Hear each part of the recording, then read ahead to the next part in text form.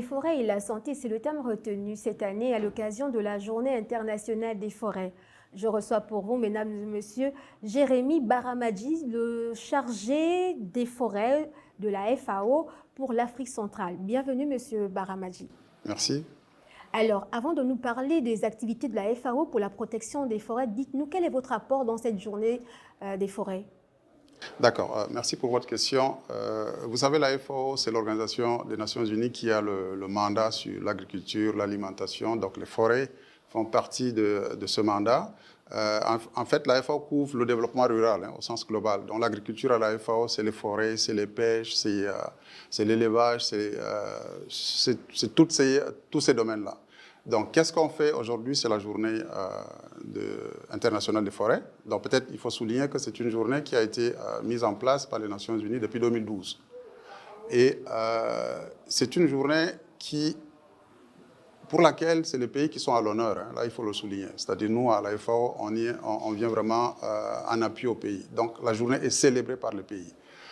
L'idée, c'est de sensibiliser, d'abord, sur l'importance des forêts, au sens large, puis deux, faire le lien sur le thème spécifique de la journée.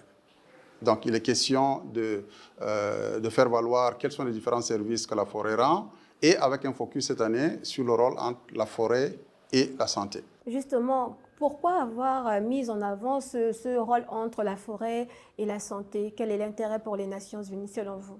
L'intérêt, il est évident. Vous voyez, nous sortons bon, nous y sommes, mais partiellement, de Covid-19, où on a compris que, bien avant Covid-19, justement, il y a des études qui ont montré que les maladies transmissibles d'origine animale, infectieuses, beaucoup plus les zoonoses, impliquent les animaux, donc dans le cas de la forêt, la faune sauvage. Donc ce lien, il est établi. Il y a des maladies, par exemple l'Ebola, nous sommes en Afrique centrale, dans quelques pays d'Afrique centrale, qui reviennent de temps en temps. Donc le lien entre la forêt et la santé humaine, elle est établie. Et la forêt, il faut la voir en deux composantes. C'est-à-dire la forêt, il y a la flore, donc tout ce qui est comme la partie végétale. Il y a aussi la faune, donc les deux cohabitent. Et ce qui arrive, c'est que quand il y a des perturbations, ou selon les interactions qu'il y a entre les humains et la faune, les humains peuvent contacter des maladies ou les humains peuvent transmettre des maladies à la faune et vice-versa. Donc, c'était important qu'au niveau international, qu'on fasse le point sur ça. Et comme je disais d'entrée de jeu, avec Covid, on a compris que c'était important justement de résoudre ce problème-là. En fait, toutes les questions, tous les enjeux qui découlent de la relation des humains aux forêts dans une approche beaucoup plus holistique. Justement, en parlant de la relation entre les humains et la forêt, est-ce qu'aujourd'hui, il faut réduire cette relation? Parce qu'on sait que la forêt, c'est un milieu naturel. Il y a forcément des maladies dans la forêt qui ne touchent pas l'homme si l'homme n'y va pas. Qu'est-ce qu'il faut faire aujourd'hui pour pouvoir gérer ce genre de maladies? À l'exemple du coronavirus qui a passé plus de 2 ans à impacter la population à l'échelle mondiale. Aujourd'hui, demain, il se pourrait, on ne le souhaite pas, qu'il y ait une autre zoonose qui se déclare. Qu'est-ce qu'il faudrait faire pour limiter le contact entre ces maladies et l'homme? Bon, déjà, il faut partir de l'approche, parce qu'en science, en général, on a beaucoup plus fonctionné sous forme de silos. Donc, on a des forestiers qui travaillent de leur côté, des agronomes qui travaillent de leur côté, des médecins, des vétérinaires. Donc, c'est toutes ces spécialités qui sont impliquées quand il faut discuter des questions de forêt et de santé. Donc, ce qu'il faut faire, c'est, comme je dis au niveau de l'approche, de mettre en place une approche qui converge, qui met à profit toutes ces expertises-là, venant des forêts, parce qu'on parle de l'écosystème forestier, les vétérinaires et même les médecins, pour ce qui est de la santé humaine, même les sociologues. Donc, un ensemble d'acteurs qui, chacun, en ce qui concerne sa compétence, contribue à trouver des solutions durables. Ça, c'est une chose. La deuxième des choses, c'est que c'est une question de communication aussi. Parce que les acteurs qui vivent dans la forêt, notamment les populations autochtones, connaissent tout ce dont on discute. Mais c'est la mise en perspective, la mise en relief qui n'est pas bien soulignée. Vous savez, il y a des chercheurs la plupart des chercheurs prennent des informations, les données auprès de ces communautés-là dans la forêt. Justement. Et puis peut-être la restitution au niveau de ces communautés qui ne se fait pas, parce qu'en fait, quand les chercheurs prennent ces informations, les publications sont faites dans des revues avec comité des revues de sciences. Peut-être qu'il faut vulgariser Et la journée comme celle-ci permet justement de vulgariser, de sensibiliser, pour dire attention, ces animaux-là qu'on côtoie, si on tombe malade, peut-être qu'il y a un lien avec, et ce lien-là existe, voilà ce qu'il faut faire pour éviter, ainsi de suite. Donc il y a un travail de sensibilisation, et la journée comme celle-ci permet justement de faire ce travail-là, de un, et de deux, de mettre à profit également toutes les expertises qui collaborent ensemble, plutôt que de travailler en silo, pour qu'on mette en place des solutions durables. Est-ce que la protection des forêts incombe seulement aux pays forestiers? Eh bien, c'est la communauté internationale qui devrait être interpellée sur la gestion et la protection des forêts. Voilà, ça c'est une grande question, parce qu'en fait, les forêts sont des ressources qui appartiennent aux pays spécifiques, parce qu'en fait, les forêts sont dans un territoire précis. Et le droit des forêts appartient justement au pays. Par contre, les forêts contribuent à des services qui bénéficient à toute l'humanité. Donc, si on prend le volet régulation, n'est-ce pas, du climat. Donc, en ce moment-là, on est dans un espace qui est tel que il faut la collaboration des deux.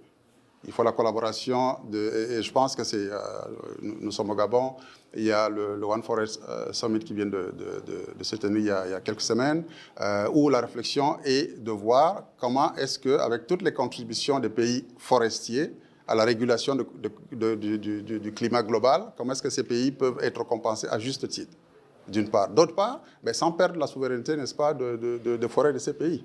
Donc, c'est l'interface entre les deux. C'est comme la communauté internationale ne peut pas venir dire aux pays que vous devez faire ceci ou cela. Mais les pays savent exactement, ils ont leur plan. Vous avez dans chacun de ces pays-là, surtout dans le bassin de Congo, des directions qui sont spécialisées, des directions générales de forêt, des directions générales de la faune, ainsi de suite. Donc, il y a des experts qui existent au niveau national.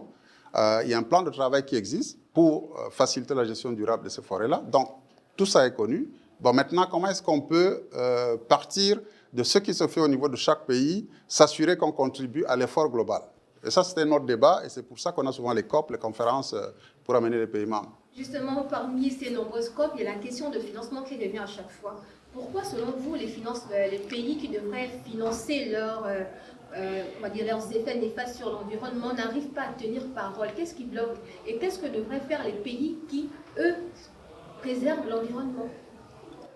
Ça, c'est un gros débat. C'est un gros débat. Bon, en fait, tout ce qui touche au marché de carbone et autres, c'est que c'est un champ dans lequel, quand on parle déjà de marché en général, quand on parle de marché, c'est un champ qui est ouvert. Donc, c'est la loi de l'offre et de la demande qui prime. Mais par contre, ici, on n'est pas dans un marché ordinaire. On est dans un marché qui est tel que les biens qui sont transités contribuent à l'effort global. Et si on prend le cas du Gabon, je pense qu'il y a un gros travail qui est fait au niveau de la maîtrise de la contribution du Gabon, au niveau de tout le travail d'inventaire, pour comprendre, tous ces calculs ont été faits. Donc maintenant, la question, c'est de voir comment est-ce que le pays va être rémunéré à juste titre pour ces efforts-là. Et en ce moment, on va vous parler des marchés volontaires. Donc, ça veut dire que bon, on prend juste l'exemple du Gabon, mais tous les pays sont plus ou moins concernés. Donc, c'est le pays qui va négocier les prix. Par contre, au niveau des Nations Unies, on a quand même des standards qui sont fixés. C'est comme tout à l'heure, je sortais d'un atelier où on parle de la certification SFC. Donc, ça donne des premiums. C'est-à-dire, quand on certifie, c'est une bonne chose. Mais sauf que pour des organisations comme la FAO, on ne peut pas conseiller pour dire faites telle certification ou de telle autre. Parce que ça vous donne un avantage compétitif sur le marché, si vous le faites, et c'est bien, et ça contribue aussi à la gestion durable, ça il ne faut pas le nier. Donc, on est dans un espace qui est tel que le choix responsable revient au pays, et je pense qu'il y a des pays forestiers qui travaillent, quand on voit ce qui s'est passé en Égypte, qui travaillent pour trouver justement qu'ensemble, parce que je pense que les pays forestiers ont compris que quand on évolue seul, on ne peut pas résoudre des problèmes globaux. Donc, il y a déjà une organisation au niveau des pays forestiers pour approcher cette question-là, sachant que chaque pays a la souveraineté sur ses forêts et sachant que collectivement, il contribue à l'effort global. Alors justement, vous êtes chargé FAO des forêts d'Afrique centrale. Quelle est votre observation par rapport à la gestion de ces forêts? Bon, dans le bassin de Congo, moi je m'occupe plus des forêts d'Afrique centrale. En fait, je peux parler des forêts au sens global, mais dans le cadre de mon travail ici en Afrique centrale, Un des éléments sur lesquels nous mettons un accent particulier au niveau de la FAO, c'est l'amélioration de la gouvernance forestière. Parce qu'il y a un ensemble d'experts qui existent dans nos pays, au niveau de la sous-région. Il faut juste s'assurer que les grandes composantes de la gouvernance forestière sont en place. Je vous donne juste un exemple. J'avais organisé, quand j'avais pris fonction ici en 2019, un atelier technique qui a regroupé à Brazzaville tous les directeurs généraux de forêt et de la faune de la sous-région. Un des éléments, c'était de leur demander, avant qu'on ne parte à Brazzaville, de faire une analyse critique de leur part, de tout ce qui est l'appui de la FAO en matière de faune et flore dans la sous-région les 10 années antérieures. Et on va partir sur cette base-là pour voir qu'est-ce qu'il faut améliorer, qu'est-ce qu'il faut, ainsi de suite. Mais il y a beaucoup qui me disent, vous voyez, je suis directeur général, ça fait juste 1 an ou 2 ans, est-ce que vous pouvez m'envoyer les documents des projets que vous nous avez appuyés?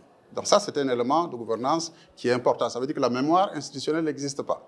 Ou alors, il y a des DG, des directeurs qui sont là, quand ils partent, la transmission n'est pas automatique. Donc ça, c'est des éléments sur lesquels on travaille, déjà d'une part. D'autre part, c'est de s'assurer également que, au niveau de l'administration forestière, la haute, parce qu'en fait, quand on parle de DG haute, c'est la haute administration forestière. Il faut qu'à ce niveau-là, cette sensibilité à s'assurer que toutes les composantes de la gouvernance, notamment la transparence, toute la question de l'application des normes, quand on parle des codes forestiers et autres, jusqu'à quel point c'est appliqué, ainsi de suite. C'est tous ces éléments qui contribuent à améliorer la gestion durable des forêts. Et nous, ce qu'on fait au niveau de la FAO, c'est de dire exactement, parce que la FAO, c'est une organisation de connaissances, donc en anglais, Knowledge-Based Organization. Donc on produit la connaissance et on met cette connaissance à la disposition des pays et on les accompagne à s'assurer que ces connaissances sont mises en œuvre. Donc, en Afrique centrale, globalement, c'est la gouvernance. Donc, on a quelques expertises qui sont là. Il faut juste mettre ces éléments-là ensemble, améliorer la gouvernance, parce que les ressources, on en a. Voilà. C'est sur ces mots que pour fin cet entretien, je recevais pour vous, mesdames et messieurs, Jérémy Baramadji, le chargé des forêts à la FAO pour l'Afrique centrale, à l'occasion de la Journée internationale des forêts sur le thème « Les forêts et la santé ». Restez à la suite de nos programmes sur Gabon 24, l'actualité est en continu.